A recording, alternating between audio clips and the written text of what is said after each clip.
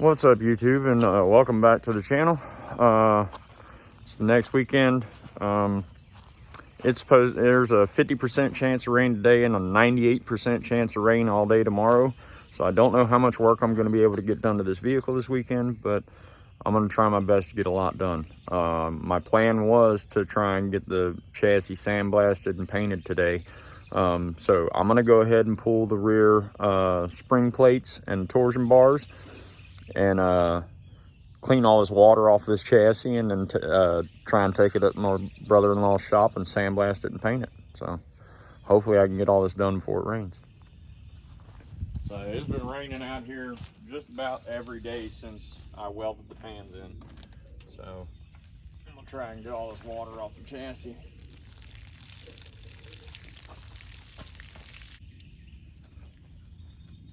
There's still a shit ton of water in it, but I don't want to drop it by myself. Damn thing's too heavy. So I'm gonna go ahead and pull these spring plates off. I'm gonna go get my angle gauge. I'm gonna take these bolts loose and pop it out and take a reading on the angle of what this is before I take it off of the torsion. All right, so I'm just using an angle gauge that I've had for probably over a decade. But I'm just going to check and make sure that it's reading 0 on the chassis. And then I'm going to stick it here.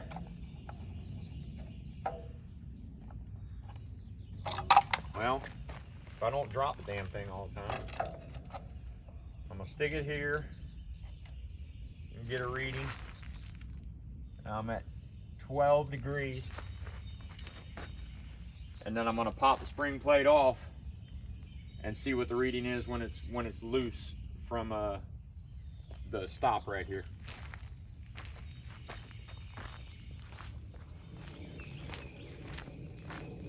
These 4 bolts are a 15.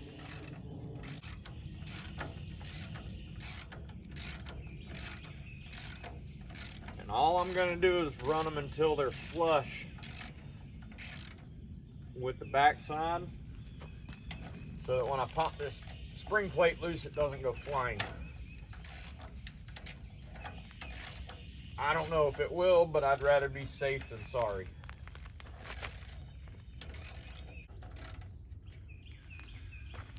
All right, now I'm gonna grab my pry bar and pry that thing loose. My angle gauge is probably gonna fly off, so I'm gonna go ahead and take it off before I move it.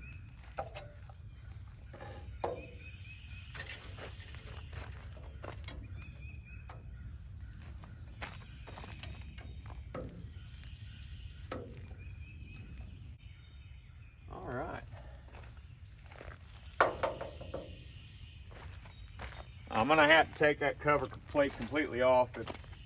It'll prevent the spring plate from coming.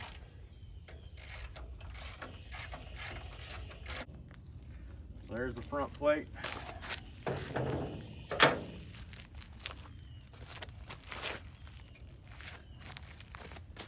You should be able to pry this outer bushing off.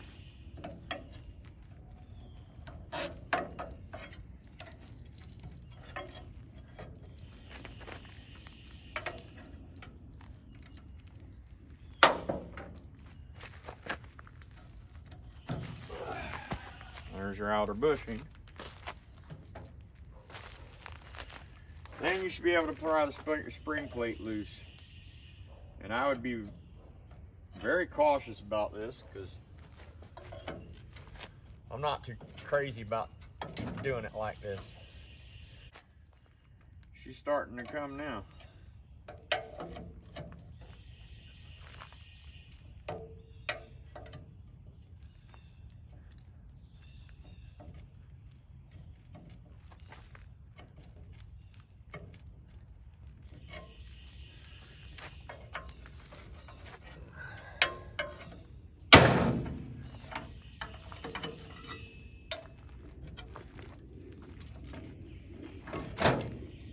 Shit. Well, don't pull it out that far, because now it freaking fell. That should have been where it was. Shit. All right, I'll have to measure the other side because that shouldn't have fucking fallen like that. I'm pretty sure that's where it was.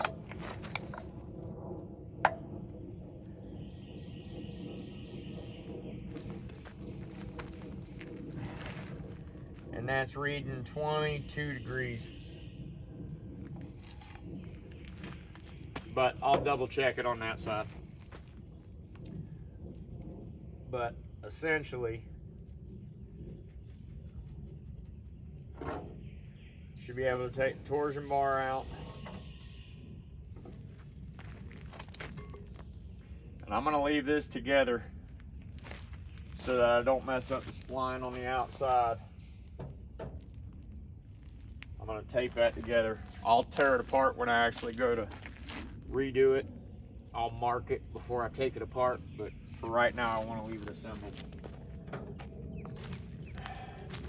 And I'm gonna clean all this out, cover that up. I'll put like a plug or something in there, and then I'll sandblast the chassis. I'm gonna go ahead and take the other side off, and I'll measure the angle on the other side. All right, so I'm gonna remove this spring plate. Hopefully I don't pop this one out too far and lose the angle, but I guess we'll find out here in just a minute.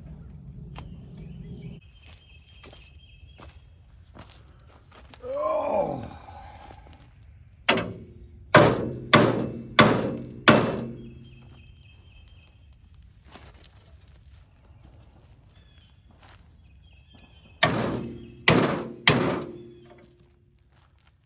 All right, that got it out of the groove. Yeah, there we go. Now it's moving. There's a little wear groove where that spring plate keeps hitting, and it was stuck in that groove. So in order to free it from there, hit it up a little bit to shock it past it while I was prying on it from the back. Wasn't sure if it would work, but it did. So let's go ahead and get it to pop the rest of the way. And it popped all the way off. Fuck.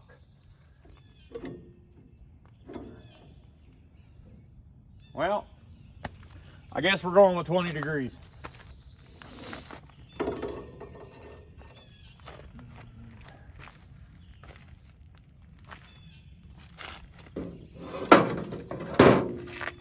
I'll have to do some research and see if that's the exact angle that it was, or that it's supposed to be.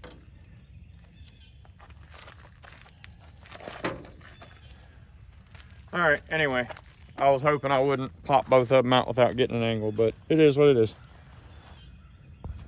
What's up, guys? So I'm back up here at my brother-in-law's shop, getting ready to sandblast the chassis. He's been gracious enough to let me come up here after hours and use his booth to sandblast this thing. So I'm gonna get this thing cleaned up and get it ready for paint.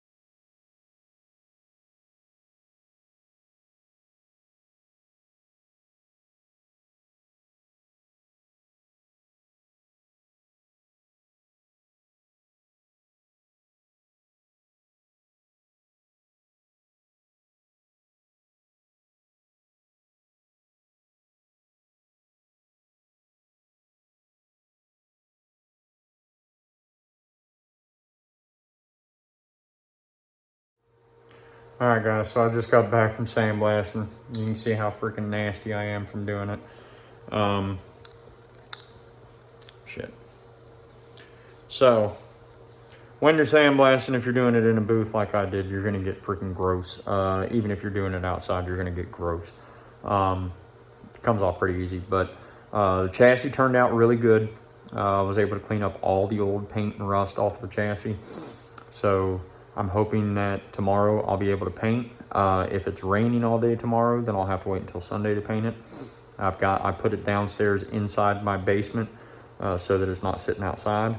Once I get it painted, then I can leave it outside, but I'm not gonna leave it outside until I get a fresh coat of paint on it and let it dry. So we'll see how it goes.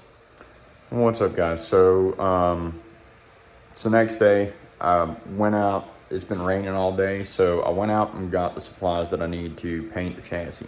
So I'm gonna flip the camera around and show you all the stuff that I bought for painting the chassis. I want to preface this with, I have never in my life used a paint sprayer like that one right there. I've never used a paint sprayer like that to paint anything. So this is going to be a completely new learning experience for me. So I may give bad advice, I may give the wrong information, but I'm teaching myself how to do this. So I'm gonna flip the camera around and show you what I got to do the chassis. All right, so I bought this paint sprayer from Harbor Freight. I bought an inline desiccant filter. I bought air fittings, but they need to be female, not male. So I gotta go back to Home Depot and get another fitting. And I'm gonna put a regulator on the bottom of here so that I can fine tune it. This is a high volume, low pressure paint sprayer. Bought this little stand for 10 bucks, the sprayer for 25, the dryer for 15. And what this will allow me to do is take one of these paint strainers and stick it up here and pour my paint through there to get it into here. The paint that I bought paint from Summit. So there's the epoxy primer catalyst. And here's my direct to metal epoxy primer. And then here is my activator for the urethane paint. And then here is my single stage acrylic urethane paint in classic black. And then I also got grease and wax remover to wipe it down with before I do the paint. So I'm gonna get everything prepped. I'm gonna start on it tomorrow. I'm not gonna do anything else to it today because of the rain. But I'm gonna get this thing set up tomorrow, hang it from my swing set that's outside, and show you all the prep work that I do. All right, it's getting a little bit later in the day, but I had to get a few more things set up before I could start painting this chassis, and I had to let it warm up. It was relatively cold this morning. It's about the perfect temperature. I should be able to at least get primer on it. I may not be able to get the top coat on it, but I can at least get primer on it. So I'm gonna flip it around and show you what I'm doing. So this is my little setup. My paint gun, my filters, my mixing cups, my grease and wax remover, and the accelerator for the epoxy paint, some latex gloves. So I'm gonna have me and my son carry the chassis out, and we are gonna hang it up between the trees out there from that. I've got a ratchet strap between the two trees, and then I've got ratchet straps hanging down from that ratchet strap to hold the chassis up.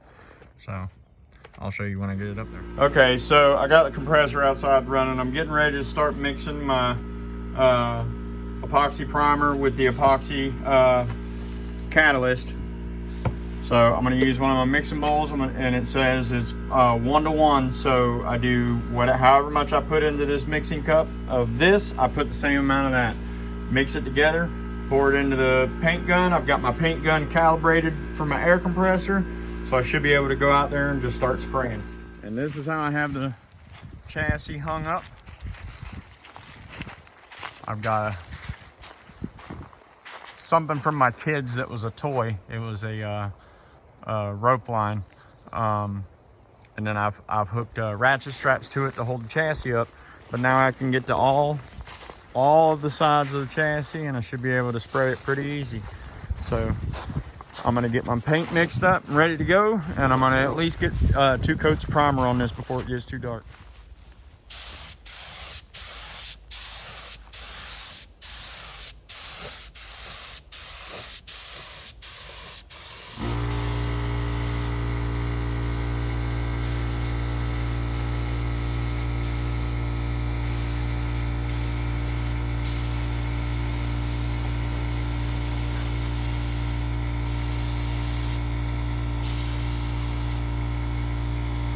Well, I second this, dude.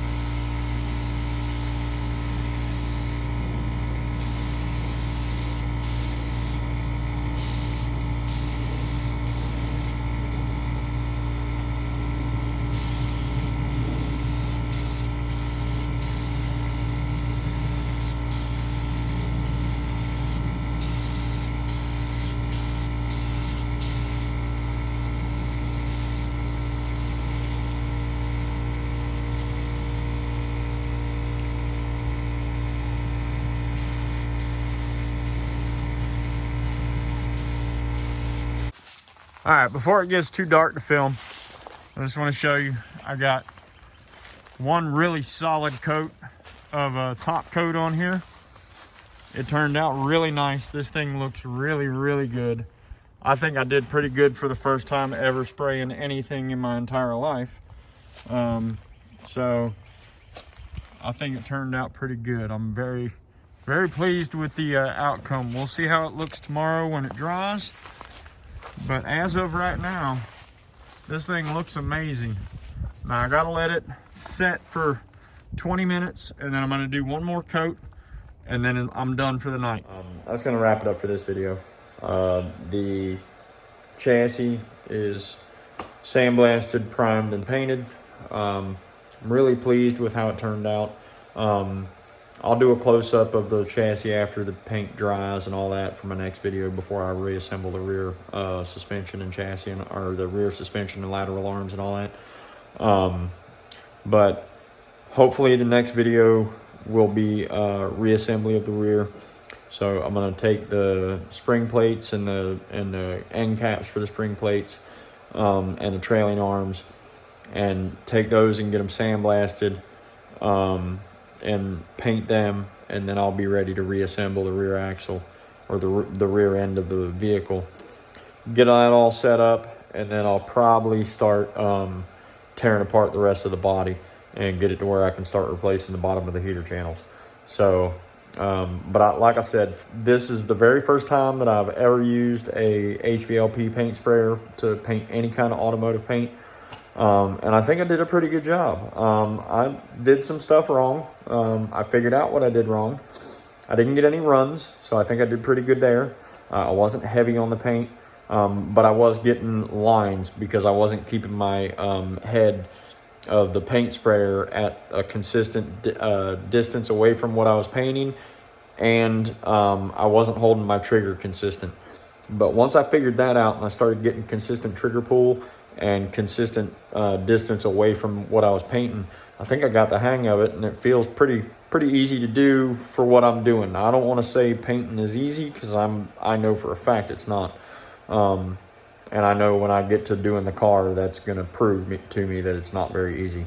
But for doing the chassis, I feel like it was fairly straightforward. Couldn't really go wrong with what I was doing. So hope y'all like this video.